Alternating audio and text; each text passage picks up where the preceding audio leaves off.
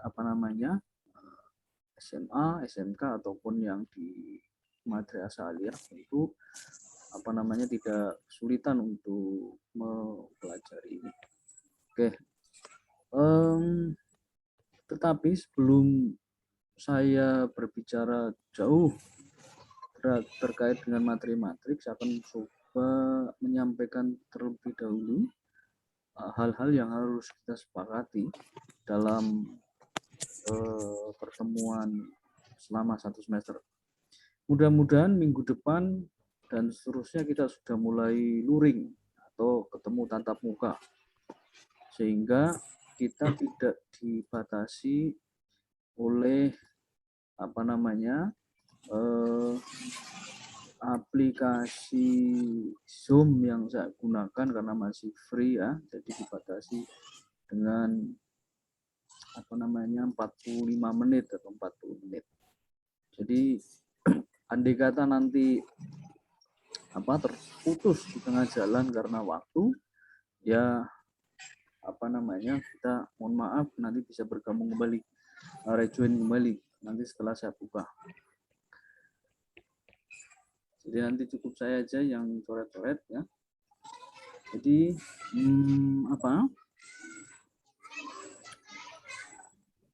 tadi kesepakatan kita saya tawarkan bahwa harus memanfaatkan waktu sebaik-baiknya dan jangan terlambat karena terkait dengan aplikasi yang kita gunakan. Dan kemudian ketika kita pakai memperpanjang pertemuan, ketika putus di tengah jalan harap di connect kembali atau gabung kembali. Itu yang pertama. Yang kedua adalah terkait dengan proses kita dalam perkuliahan ini, di dalamnya nanti ada tugas mandiri. Nah, ini termasuk perhitungan untuk nilai akhir, sehingga silakan dipergunakan sebaik-baiknya. Kenapa? Karena saya melihat untuk kakak tingkat kalian yang mendapatkan nilai kurang bagus karena masalah ini, satu ini. Jadi di akhir perkuliahan setelah saya memberikan nilai, kebanyakan menanyakan, Pak kok nilai tugas mandiri saya kecil, ya nggak pernah mengumpulkan atau mengirim melalui Edu, ya bagaimana saya memberikan nilai kan gitu. Jadi harapan saya ketika ada tugas baik secara mandiri ataupun kelompok nantinya harus dimanfaatkan sebaik-baiknya. Karena ini adalah satu komponen penilaian, tentu ketika ada tugas mandiri beberapa kali ya saya ambil rata-rata. Ya. Kalau 5 kali ya saya jumlahkan bagi 5. Kalau Anda menyampaikan tugas mandirinya misalnya 1 hanya 2 ya tetap dibagi 5 sehingga kan nilainya jadi kecil. Sehingga ini harap diperhatikan untuk tugas mandiri. Yang ketiga adalah ujian tengah semester dan ujian akhir semester. Ini sudah ada ketentuan di kampus sehingga tidak perlu saya komentar lebih banyak lagi ya. Dan untuk mengikutinya juga sudah ada ketentuan berapa minimal harus mengikuti ya. Jadi ini yang saya harapkan Anda memperhatikan satu hal ini, yaitu tentang tugas mandiri. Saya yakin nanti akan mendapatkan hasil yang bagus, tidak mengecewakan ya kalau mengikutinya dengan baik ya. Jadi saya sampaikan seringkali kakak tingkat yang sudah ini hasilnya kurang bagus karena satu hal ini ya. Untuk kehadiran karena sudah ada ketentuan ya enggak saya komentari lebih jauh ya. Sudah ada ketentuan dari kampus sendiri. Oke.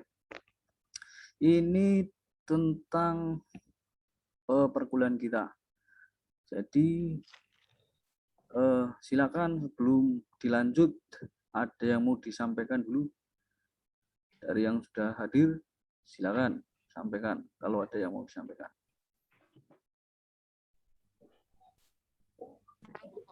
Ada?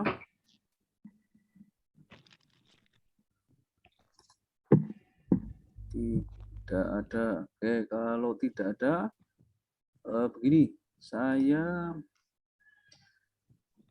akan menyampaikan poin-poin materi yang mau kita pelajari. Nah, silakan nanti buka di Edu. Sebentar, ini laptop saya rada lola. Nah, kudu nunggu. Nah, daripada nunggu ya saya sambil ini aja lah. Ini kalau nunggu terlalu lama. Ya. Jadi terkait matrik dari belajar definisi matrik, kemudian jenis matrik, terus operasi matrik serta hukum-hukumnya, terus kemudian determinan, kemudian ada bagaimana menghitung determinan dengan beberapa metode, kemudian kita berbicara join, inverse matrik, dan persamaan linear. Kemudian nanti kalau ada waktu kita lanjut ke vektor. Nanti silakan dilihat ya di itu di bagian depan itu materi yang sudah saya sampaikan tuliskan. Kita akan mengikuti itu.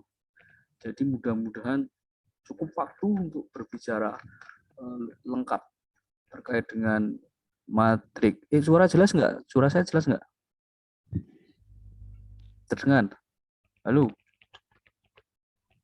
Suara saya terdengar dengan jelas nggak? Ini saya konfirmasi, takutnya saya ngomong alur itu. Suara saya jelas, Pak. Jelas ya? Kedengaran, Pak. Jelas, Pak. Sebentar lagi ini. Oke lah, ini sudah nampil. Nah, nampil ya. Ini ada definisi matrik, kemudian ada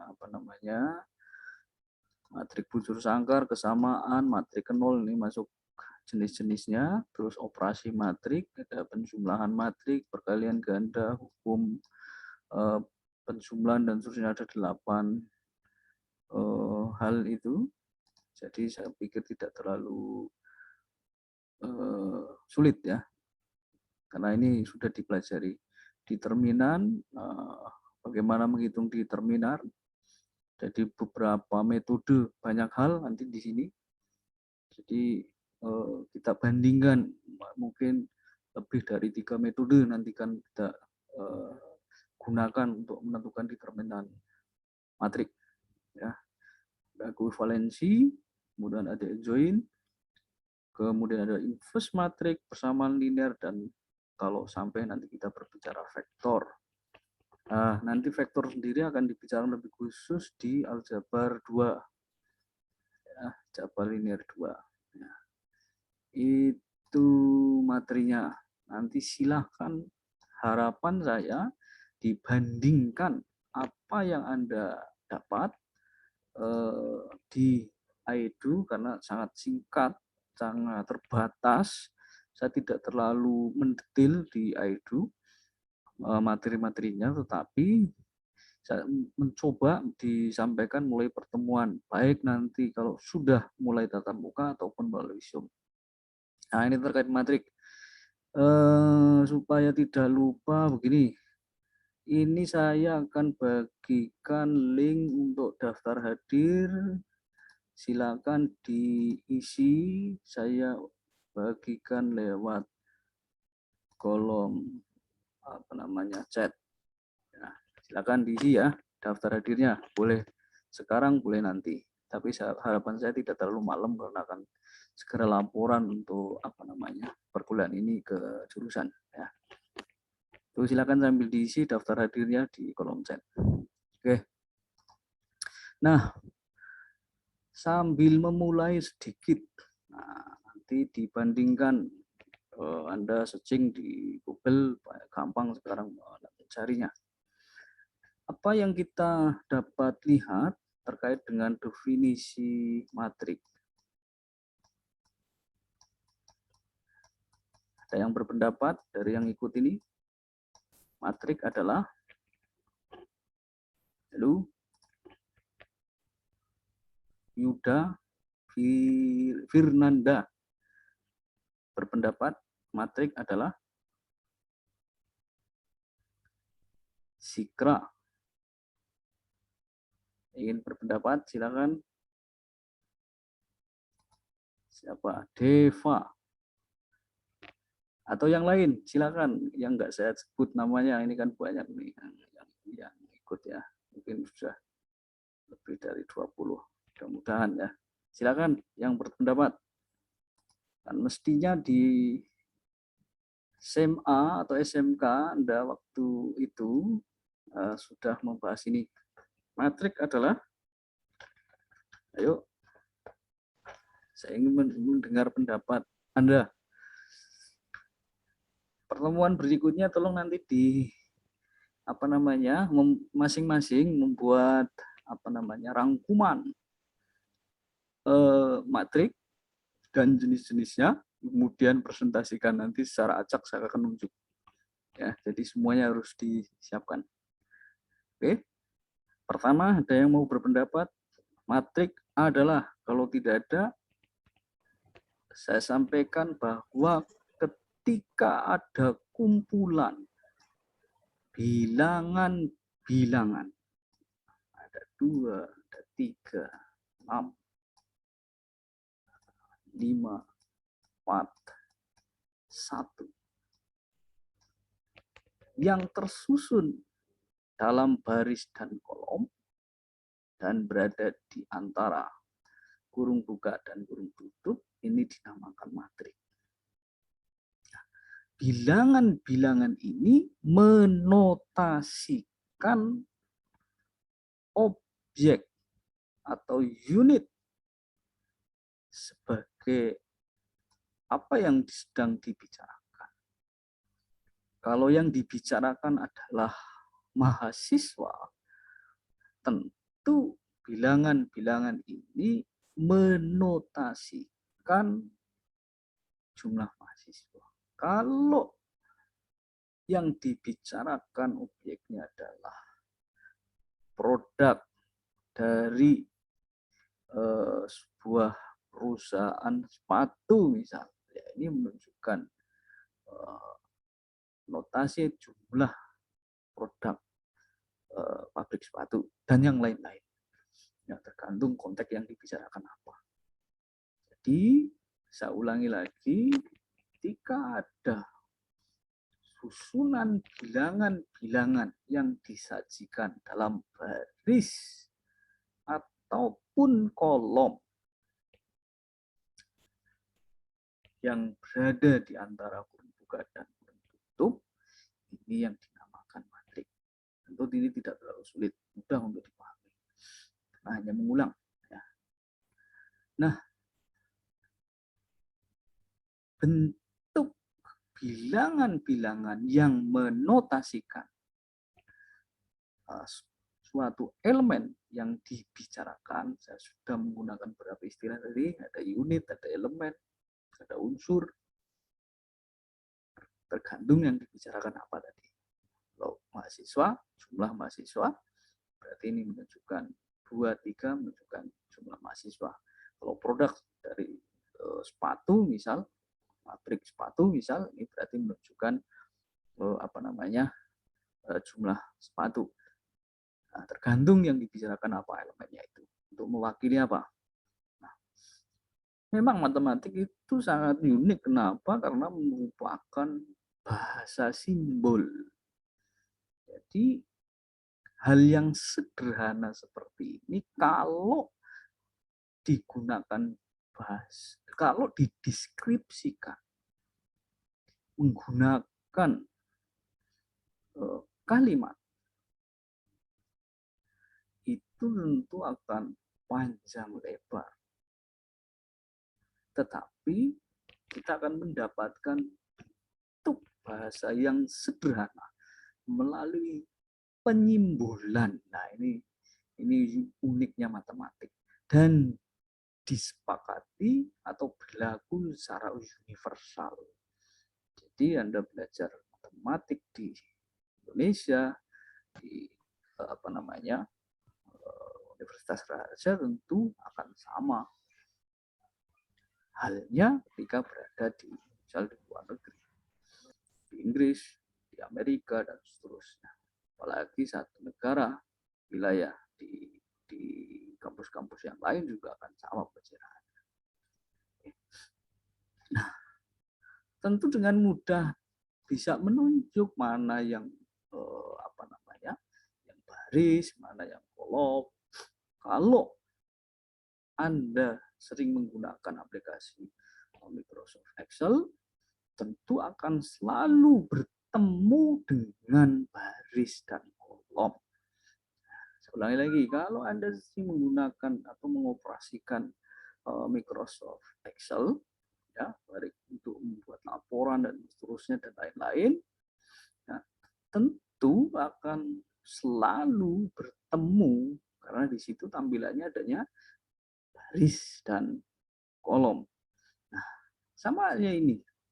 Mana barisnya? Barisnya yang menunjukkan bilangan 2, 3, 6. Kolomnya juga sama. Baris yang kedua 5, 4, 1. Bagaimana dengan kolom? Kolomnya yang menunjukkan bilangan 2, 5. Yang kolom berikutnya adalah 3, 4. Kolom berikutnya adalah 6, 1. Sehingga kalau melihat ini, tentu banyaknya baris ada 2, kolomnya ada 3. Nah, kalau dikembangkan lagi, banyaknya baris dan kolom adalah nanti akan menunjukkan sebagai ukuran atau yang disebut ordomatrik. Nah, oke. Bagaimana kalau ini menyimpulkan suatu persamaan? Bisa saja saya tuliskan ada 2x plus 3y plus 6z sama dengan 0. Ada 5x plus 4y plus z sama dengan 0. Boleh saja ini merupakan sajian dari matrik koefisien. Boleh seperti itu. Ya. Kenapa? Karena bilangan-bilangan ini merupakan koefisien dari X, Y, ataupun Z. Nah, ini kalau kita hubungkan terhadap sistem persamaan. Nah, tentu tidak terlalu sulit. Oke.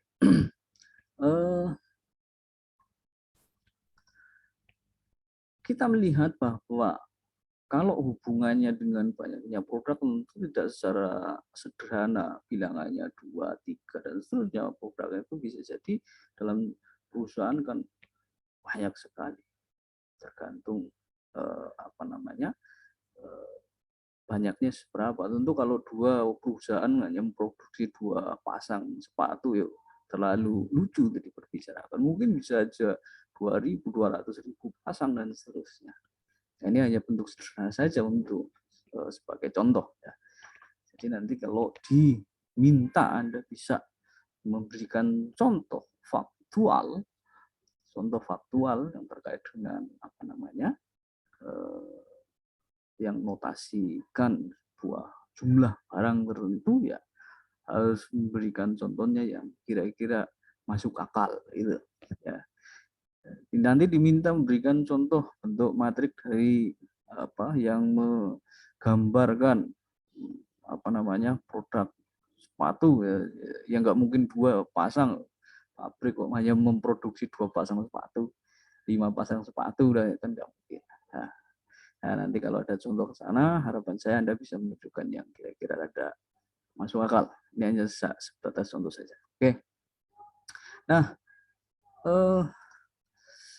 kalau kita melihat secara umum bahwa ketika matrik itu dinotasikan dengan A, misal A ini adalah memberikan penamaan atau notasi dari suatu matrik A, di mana elemen matrik A adalah A. Untuk setiap kolom ataupun untuk setiap baris ataupun kolom. Jadi I menunjukkan indeks dari baris, J menunjukkan kolom. Dengan ukuran banyaknya baris, banyak N, kolomnya M. Nah, saya menotasikan matriks ya seperti ini secara umum. Ya, saya ulangi lagi bahwa ketika ada matriks A, nah, ini notasi, saya tidak sederhana tadi memberikan contoh, tapi saya ingin coba menggunakan notasi secara umum. Nah, ini nanti saya harap Anda terbiasa dengan notasi-notasi seperti ini. Andaikan didapat sebuah matriks A, di mana elemen matriks A itu adalah A, I, J. A kecil menunjukkan elemen matriks A yang terdapat pada setiap baris ke I dan kolom ke J. Dengan banyaknya baris ada N dan banyaknya kolom ada M. Jadi bahasa atau kalimat ketika saya deskripsikan tadi demikian panjang. Tetapi kalau dituliskan menggunakan notasi matematik hanya Anda bisa menghitung ini ada berapa angka atau ada berapa huruf. Kan sedikit, tetapi kalau dideskripsikan tentu lumayan panjang. Nah, ini uniknya matematik seperti itu. Oke, ya. Nah, bagaimana kalau saya uraikan?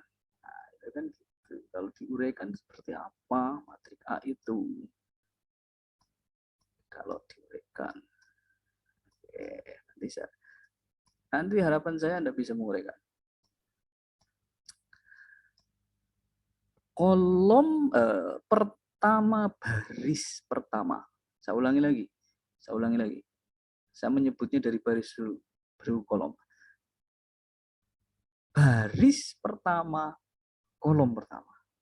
Berarti kalau elemennya adalah A, maka A ini terletak pada baris pertama, kolom pertama.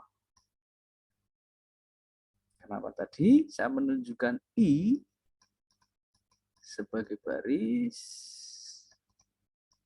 J sebagai kolom. Ini ke I, kolom ke J. Ke I-nya siapa? Kolom ke baris ke 1, kolom ke 1. Maksudnya seperti itu.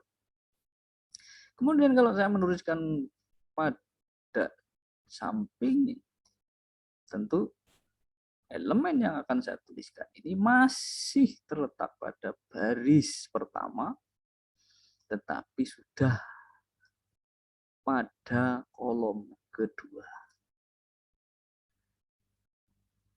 Kalau saya menuliskan kembali di sampingnya, tentu masih terletak pada baris pertama, kolom ketiga. Dan seterusnya sampai dengan baris ke-1, kolom ke J. Karena banyaknya kolom dinotasikan dengan J. Nah, menunjukkan kolom tadi terletak pada indeks J, banyaknya adalah kolomnya sebanyak M. Sorry, M ini menunjukkan banyak kolom tadi. J menunjukkan indeks. Kolom ke-nya, ke J-nya, ke-1, ke-2, ke-3, ke-4, ke-5, dan seterusnya sampai Anda tidak bisa menyebutkan lagi, maka dinotasikan dalam J atau kolom ke J. Banyaknya ada berapa? Banyaknya ada M kolom. Nah, kita berlanjut untuk membicarakan baris berikutnya. Kalau dinyatakan pada baris setelah baris pertama itu tentu baris kedua. Nah, ini terletak pada kolom pertama. Berikutnya ini masih pada baris kedua, kolom kedua. Terletak pada baris kedua, kolom ketiga. Waduh, mau upgrade 10 menit lagi. Ya, oke, nggak apa-apa. Baris kolom ketiga. Dan seterusnya sampai dengan baris kedua, kolom ke J. Kolom ke J itu 1, 2, 3, 4, 5, 6, 7, 8, sampai Anda tidak bisa menyebutkan lagi. Ya. Di atasnya 1 juta, ada 2 juta, ada 10 juta, ada 1 miliar, ada 1 triliun, ada 1 biliun, di atasnya biliun, nggak tahu sampai nggak bisa nyebut. Saya sebut J saja. Maksud saya seperti itu. Dan seterusnya sampai dengan banyaknya dinotasikan kolomnya sampai N. Nah, kalau ini baris 1, baris 2, baris 3, baris 4, baris dan seterusnya, nggak tahu sampai baris keberapa, maka tentu sampai baris ke I. Baris ke I, seperti tadi saya menotasikan pada kolom. I maksudnya sampai Anda tidak bisa menyebutkan lagi. Menyebutkan lagi, mungkin Anda bisa menyebutkan biliun. Di atasnya biliun nggak tahu namanya apa, masih ada. Sampai nggak tahu itu dinotasikan sebagai I baris. Kolomnya masih 1. Baris ke I, kolomnya 2. Baris ke I, kolomnya 3. Baris ke I, kolomnya kecil. Baris ke I, kolomnya M. Dan seterusnya tadi banyaknya I itu ada N. N itu menunjukkan baris tadi. N1, N2, N3, sampai dengan NJ, dan terakhir adalah A, N, M. Oke. Nah, ini bentuk secara umum kita bisa menotasikan sebuah matriks A dengan elemen-elemen yang kita tunjukkan. Ini untuk dipahami dulu. Kelihatannya sederhana memang kalau dalam bentuk bilangan, tetapi saya ingin mengajak berawal dari definisi. Dari definisi nanti akan kita kembangkan bisa mendapatkan teorema. Ini harus membiasakan untuk ini. Jadi kita selalu berangkat dari definisi dan teorema. Kemudian nanti kita bisa mendapatkan hal-hal lain untuk mengembangkan pemahaman terhadap matriks. Ini kalau berhenti secara otomatis, saya cukupkan ya, biar nanti dilanjut minggu depan. Oke, setuju? Halo? Baik, Setuju, Pak. Oke. Mau disambung lagi atau sampai putus otomatis? Sambung aja, Pak. Oh, disambung lagi. Minggu depan. Oh, sambung minggu depan. Oke. Disambung minggu depan. Ya, saya habiskan sampai putus sendiri karena waktu, ya kan? Ini karena waktu. Oke, sampai di sini dulu. Ada yang mau disampaikan enggak? Ada yang mau disampaikan? Oke, kalau saya bertanya di matrik A ini yang terletak pada kolom ke 5, baris ke-5, kolom ke-6 itu siapa? Ada yang berpendapat? Halo, dari sekian yang ikut. Tadi daftar ada diisi ya, jangan sampai lupa. Linknya di kolom chat. Tadi yang baru gabung, tolong silakan dilihat di kolom chat. Kalau belum terlihat, silakan yang sudah dapat dibagi-bagi ke temannya ya. Nanti biar saya tidak ngulang. Oke. Kalau saya kepingin ditunjukkan elemen yang terletak pada baris kelima, kolom keenam siapa? Kasih ya, Bu. Ya, terima kasih. Sama.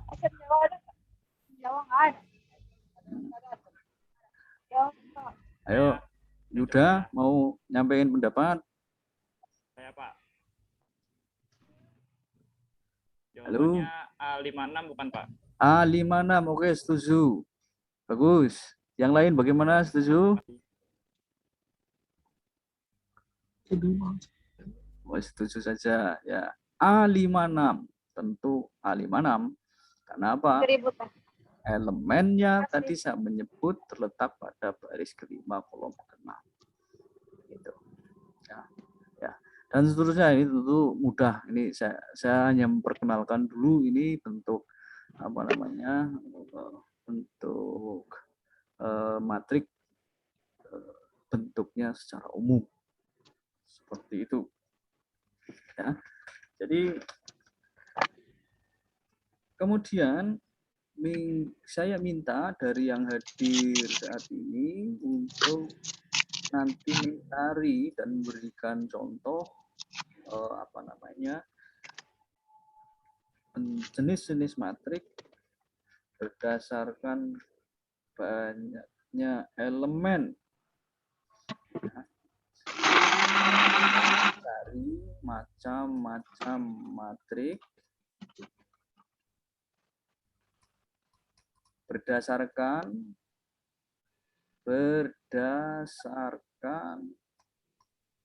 banyaknya elemen. Banyaknya elemen berarti ditunjukkan oleh banyaknya barisan kolom. Ya, silakan macam-macamnya apa. Kemudian saya minta besok saya menunjuk secara acak untuk mempresentasikannya di minggu depan. Setuju? Setuju? Oke, setuju. Disiapkan saja bukan macam-macam dan kemudian menunjukkan contoh yang enggak terlalu sulit.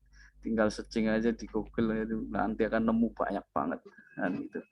Tetapi yang penting itu Anda membandingkan. Siapa tahu yang saya sampaikan kok berbeda kan gitulah. Perbedaan itu nanti silakan Anda sampaikan dan kita diskusikan kembali. Ya kan? Karena kalau sekarang melihat ada di di Google itu kan banyak buku-buku elektronik, ya kan? Ada di YouTube juga banyak pembahasan terkait dengan materi ini. Tetapi saya minta ya jangan materi SMA itu terlalu ya harus di atasnya dan mencarinya. Jangan mencari materi yang SMA, SMK atau MAN ya, madrasah aliyah. Saya harapkan mencarinya materi di setingkat Anda. Gitu. Jadi imbang. Imbang dalam arti sesuai, cocok dengan jurusan Anda sekarang sedang mengambil S1. Nah, ini itu. Oke. Makanya saya tadi berbicaranya juga berbeda. Mungkin tidak seperti ketika Anda SMA. Ya. Itu yang harapan saya Anda harus bisa membandingkan dengan sumber-sumber lain. Gitu. Kalau perlu, nanti saya minta memberikan contoh secara konkret terkait dengan matrik untuk menggambarkan kondisi nyata yang ada di sekeliling Anda. Gitu. Nah, bagaimana untuk memberi contohnya pada kasus yang seperti apa? Ya, harapan saya seperti itu untuk minggu depan. Satu-satu nanti akan saya tunjuk secara acak. Nanti jangan sampai alasan Pak kemarin nggak ikut gitu kan. Jangan sampai seperti itu. Tetap baik ngikut atau tidak ikut harus siap cari materinya. Nah, apa namanya untuk dipersiapkan. Gitu. Mudah-mudahan saja nanti sudah luring. Nah, kita udah tatap muka. Insya Allah udah tatap muka. Jadi ya sambil pesen ini masih dalam kondisi